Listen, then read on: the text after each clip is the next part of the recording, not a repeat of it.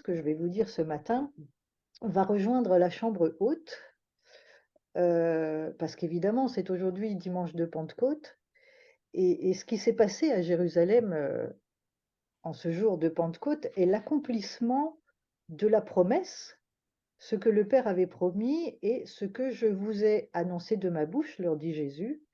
Yohanan immergeait des gens dans l'eau, mais dans peu de jours, vous serez immergés dans le Saint-Esprit. Vous connaissez tous ces textes, vous les connaissez parfaitement. Actes 1 et 2, l'effusion du Saint-Esprit, c'est des textes sur lesquels vous avez certainement entendu beaucoup prêcher. Alors moi, j'aimerais ce matin attirer votre attention sur un point particulièrement important, sans lequel, je crois, la promesse n'aurait peut-être pas pu s'accomplir, et c'est un point crucial pour nous aujourd'hui dans les temps dans lesquels nous vivons. Venez avec moi, je vais vous lire Acte 1, le verset 12 à 14. Acte 1, 12 à 14.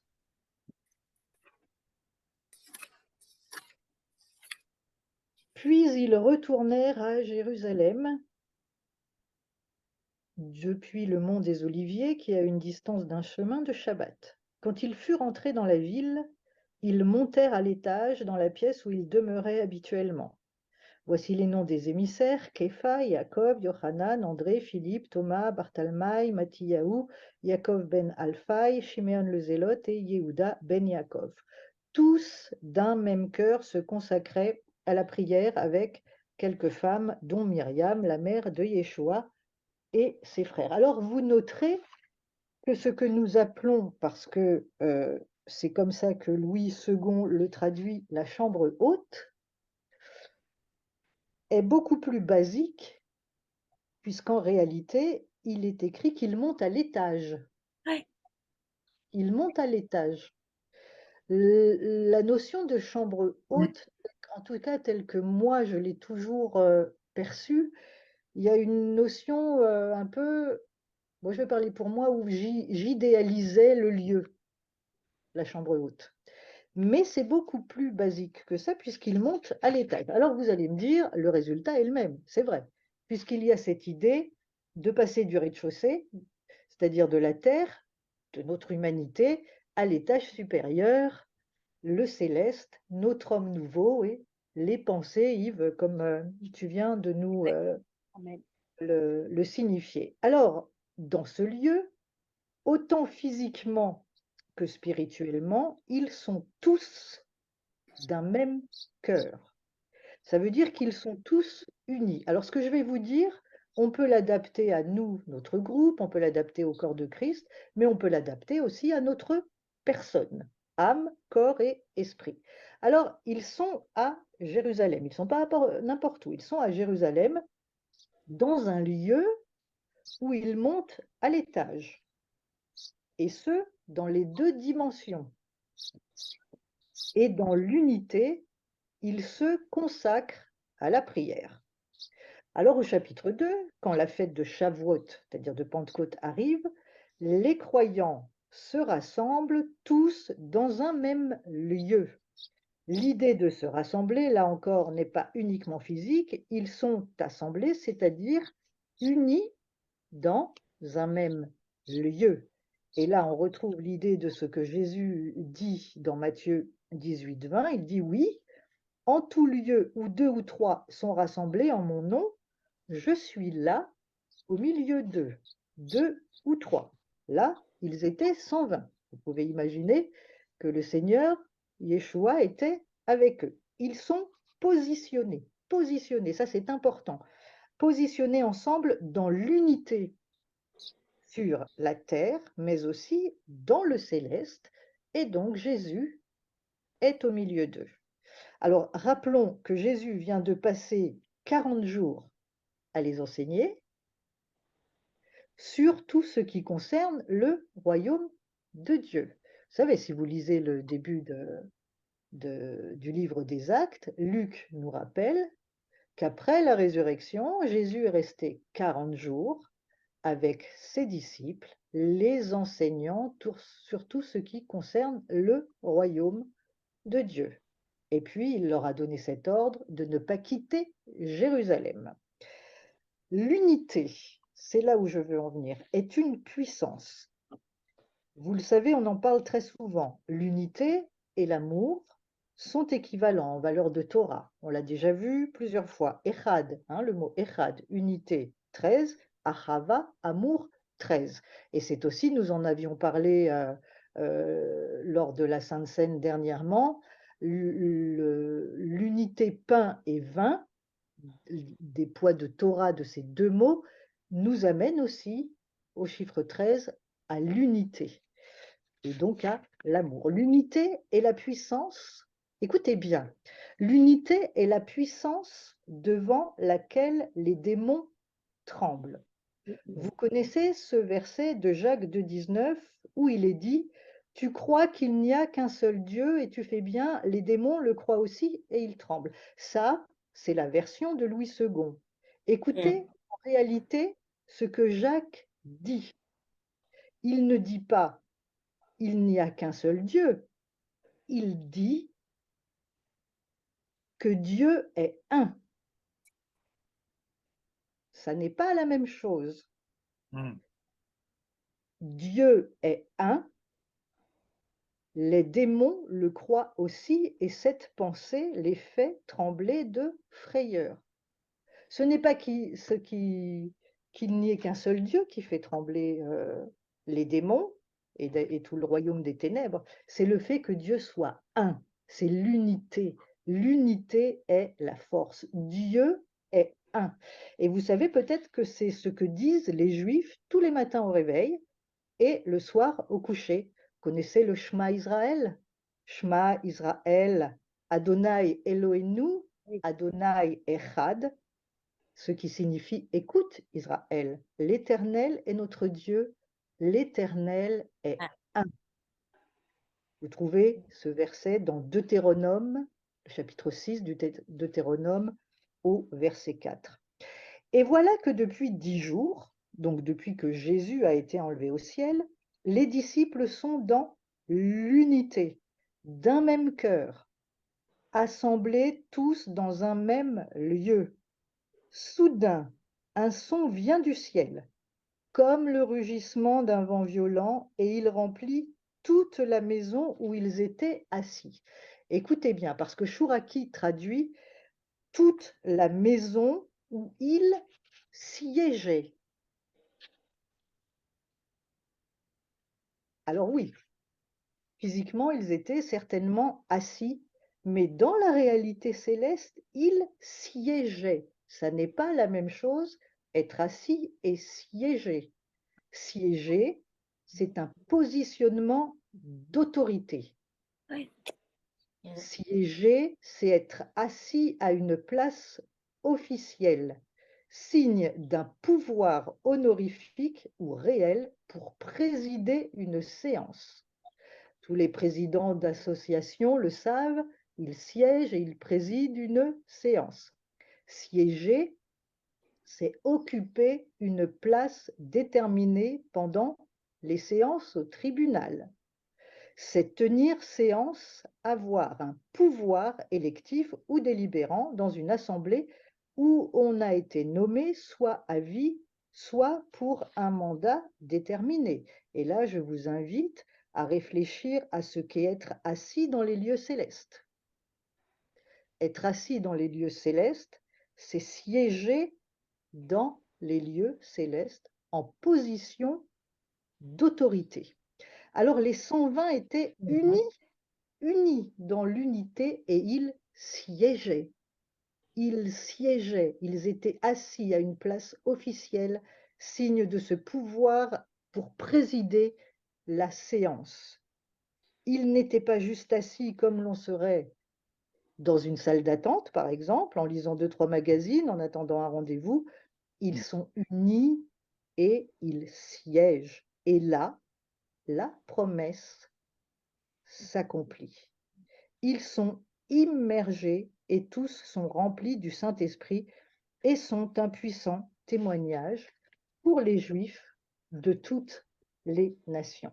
Alors il y a un parallèle, mais très intéressant, à ce qui s'est passé, à cette unité. Et je vais vous montrer, j'ai été assez surprise parce qu'il y a une similitude avec un autre texte qui va nous ramener, figurez-vous, à la tour de Babel. Hmm. Et il y a une grande similitude entre ce qui s'est passé à la tour de Babel et à ce passage, à ce qui s'est passé ce jour-là, ce jour de la Pentecôte. Genèse 11, la tour de Babel. Écoutez bien les textes parce que il y a une similitude incroyable entre ce qui s'est passé à la tour de Babel et ce qu'il va se passer le jour de la Pentecôte à Jérusalem. Écoutez bien. Et c'est d'autant plus parlant que ce qui se passe à la tour de Babel est en train à nouveau de se reproduire.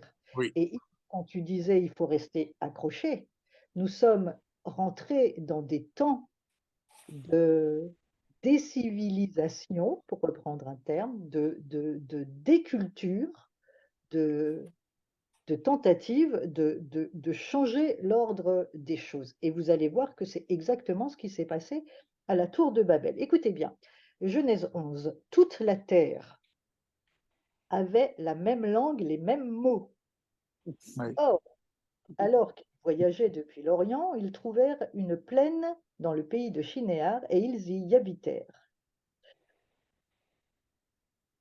Ils se dirent l'un à l'autre: allons, faisons des briques et cuisons-les au feu. Et ils prirent des briques pour pierres de construction et de l'argile pour mortier. Puis ils dirent: allons, bâtissons-nous une ville avec une tour, dont le sommet atteigne les cieux, afin que nous nous fassions un nom et que nous ne soyons pas dispersés sur la surface de la terre.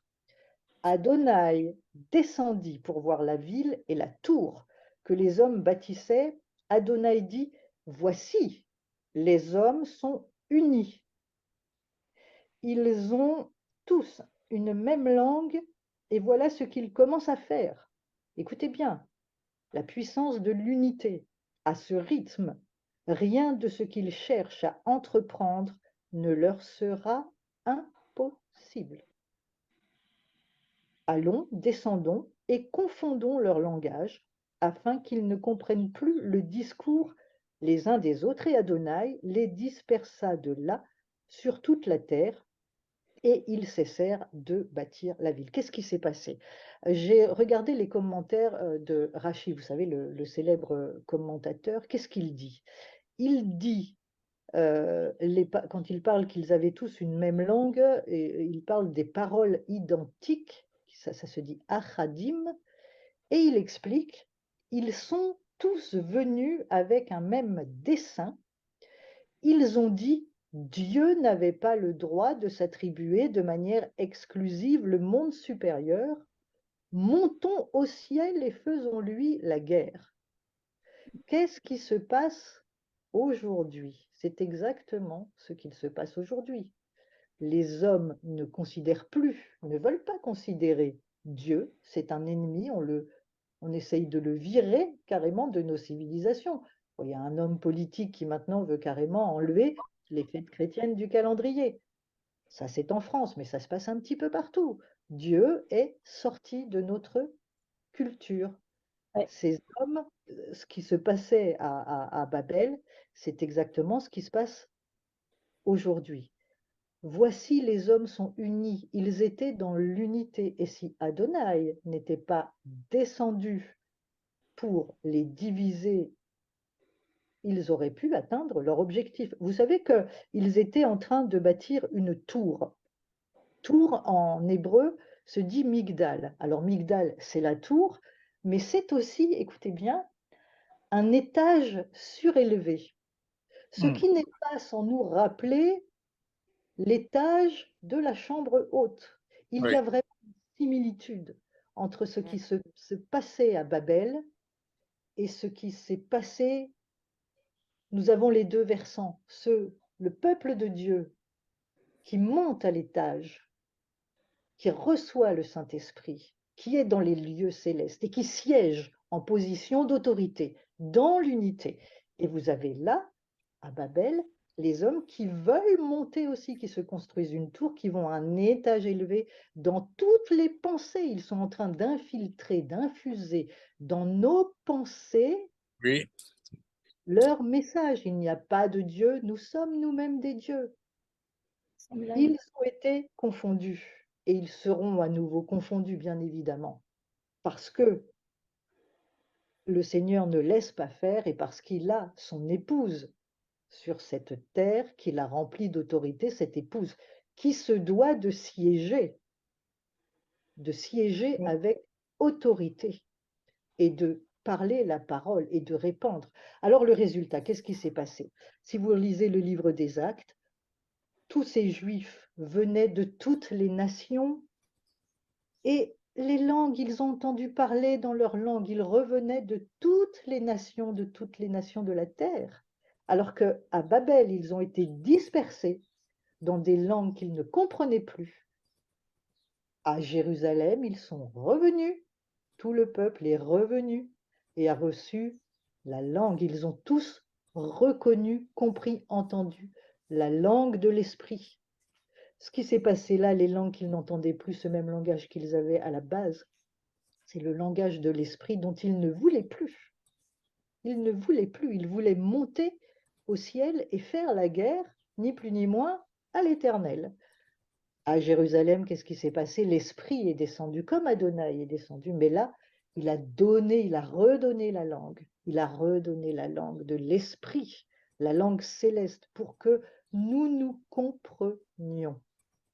C'est vraiment extraordinaire. Je n'ai pas eu le temps de creuser plus, mais si on regarde plus, il y a vraiment une similitude entre ce qui s'est passé à la tour de Babel et ce qui s'est passé à Jérusalem le jour de la Pentecôte. L'important à retenir pour nous, c'est siéger dans l'unité. Ce n'est pas juste être réunis ensemble à la bonne franquette, c'est sympathique, hein, oui, mais oui, et c'est indispensable aussi, il y a les relations amicales, mais quand nous sommes ensemble dans une réunion de prière ou quand nous sommes individuellement chacun chez nous, parce que ça s'applique aussi à nos trois dimensions, âme, corps et esprit, il oui, faut être unis, il faut que nous siégions dans le céleste. Et c'est l'esprit qui oui, commence l'âme et qui redescend sur le corps. Donc nous oui, devons être en harmonie. L'unité, elle commence en nous. Et c'est vrai que ce n'est pas souvent le plus facile de maîtriser nos pensées, nos ruminements intérieurs, parce qu'évidemment, il y a ce que l'ennemi veut bien nous dire, mais il y a aussi nos pensées à nous. Hein. On n'est pas, des fois, on n'a pas besoin du diable hein, pour se faire des réflexions désobligeantes. Donc, siégeons, siégeons, présidons au nom de Jésus. Nous avons amen, reçu l'autorité de siéger dans l'unité. Et c'est ça la force. Dieu est un. Dieu est un et les démons le savent et ils tremblent. Devant quoi les démons vont trembler? Devant l'unité. amen, L'unité amen, que nous avons chacun individuellement, l'unité que nous avons en tant que corps de Christ. C'est ça qui fait reculer l'ennemi. L'unité alléluia. est une force. Voilà ce que je voulais vous dire ce matin pour ce jour Amen. de Pentecôte. Oui. Voilà. Soyez bénis. Amen. Merci Seigneur. Valérie, merci Merci. infiniment.